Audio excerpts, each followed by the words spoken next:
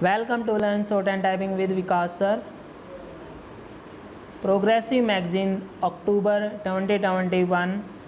Exercise will be dictated 100 to 120 word per minute. Exercise number 3 and 4. So be ready. Start. We stand in the middle of the 20th century, and this period has seen far-reaching changes all over the world. There have been wars and revolutions. The tempo of change is very great. Any plan that we make, like this 5-year plan, is subject to the great political, economic and technological changes that we are witnessing. All of us have some kind of ideology, some kind of philosophy of life. We may not be philosophers, but without some kind of philosophical or ideological approach, we would have no yardstick to measure things by. And yet, our ideologies and philosophies of life somehow do not fit in with this middle of the 20th century. This may be due to the fact that though facts change and circumstances become different, we still hold on to old lines of thinking.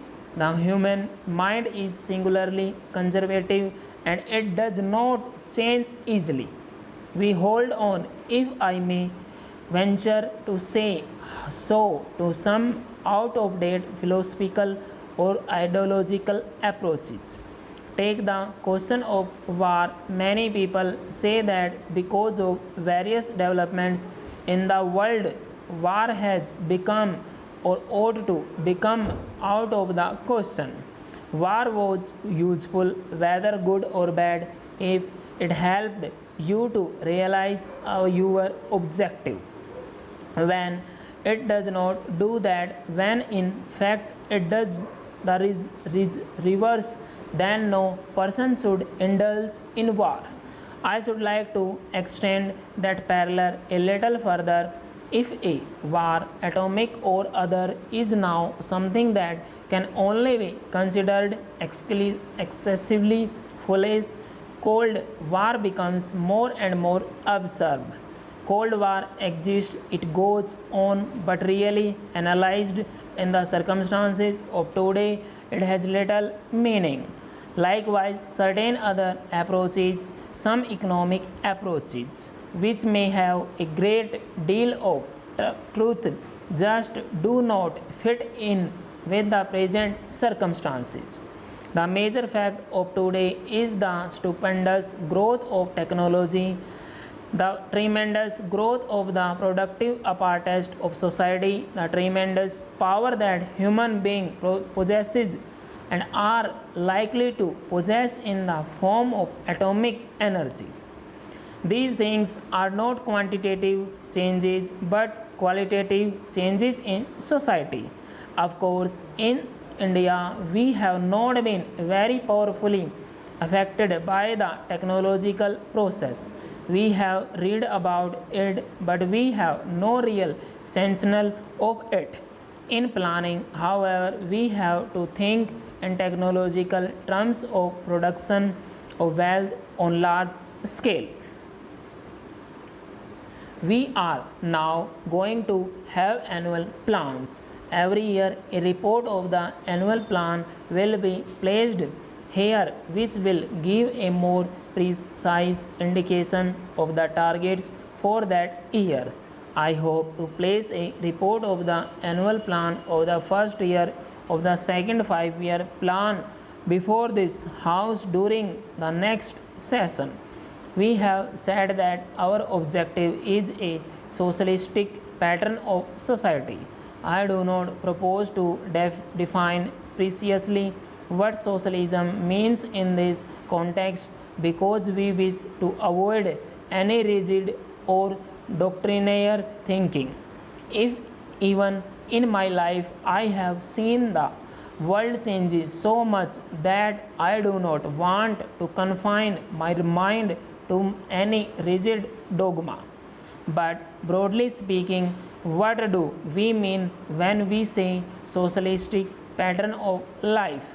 We mean a society in which there is quality of opportunity and the possibility for everyone to lead a good life.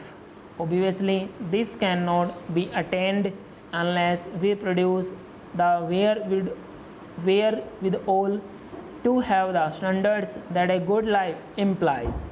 We have therefore to lay great stress on equality, on the removal of disparities, and it has to be remembered always that socialism is not the separating out of poverty. The essential thing is that there must be wealth and production.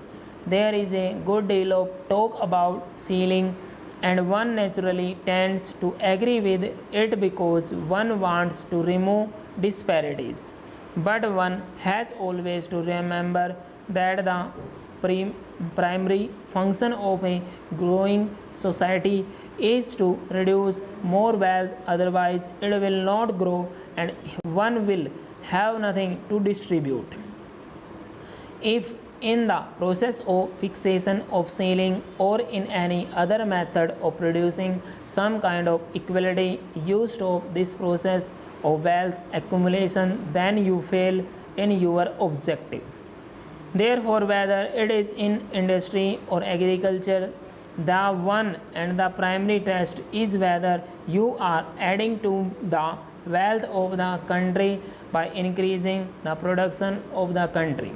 If you not become stagnant in the field, in order to reach equality, as I hope we shall sometime or other, we need not follow the road of some artificial fixation of ceiling, but 100 paths which gradually take us there. An artificial attempt may indeed prevent us from reaching it.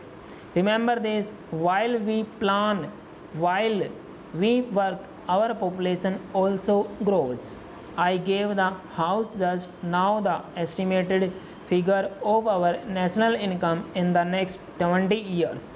By the end of that period, the population of India will be round about 500 millions. This rate of population growth is not that very great. Full stop.